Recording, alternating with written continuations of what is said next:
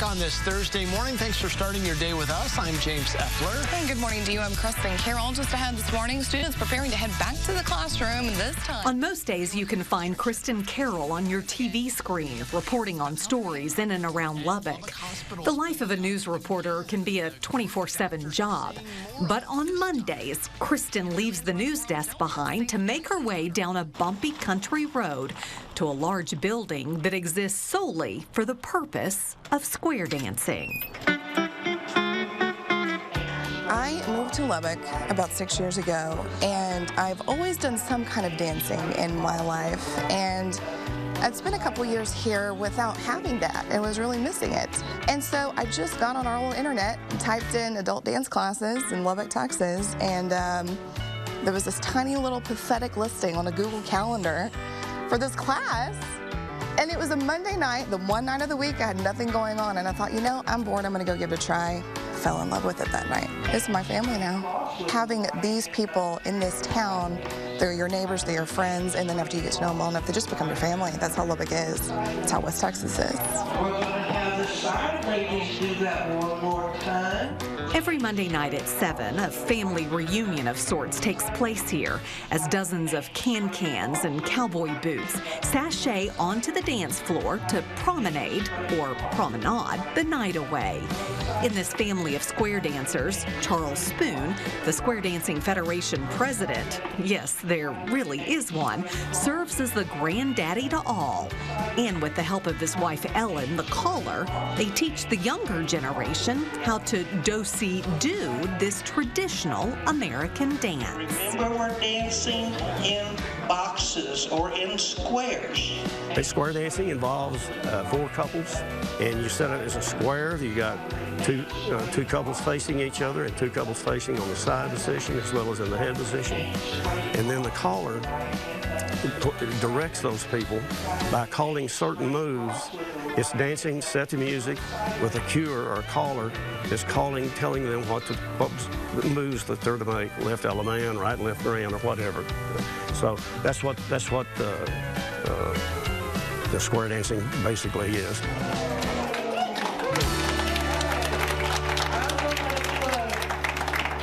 Square dancing began in New England when settlers from Europe blended together their traditional cultural dance moves as a way to celebrate their arrival in the New World. Since then, square dancing has become a worldwide phenomenon, with caller festivals and federations in nearly every country around the globe. But in the country where it all started, square dancing had almost become a thing of the past. With the help of organizations like the Square Dancing Federation of Lubbock, the dance most Texans learned in elementary school is making a comeback. I know whenever I started back in 1968, my wife started in 1966, so when we came into square dancing, it was then coming into what you call the heyday, and back from the late 60s up until the early 90s, there was a peak of square dancing. At one time, we had around 1,300 members in our organization here. But we're doing what we can to revive. We got a great group of people that are working to their creativity to reach and appeal people of their age in that age group. Bow to the corners, say hey, y'all. It was on a downward trend, and it was dying off, and we want to keep it alive because this country was built on square dancers and by square dancers. And so we need, not just for Texas history, but for American history, I think it's important just to remember kind of where we came from and our legacies and keep those things in place and build on them and pass it on to future generations. And they'll ask the questions you're asking now.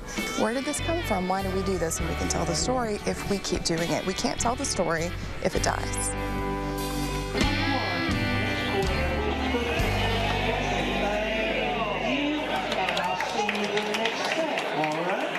As the fight to save this American tradition continues in this off-the-beaten-path building, a more important narrative is forming.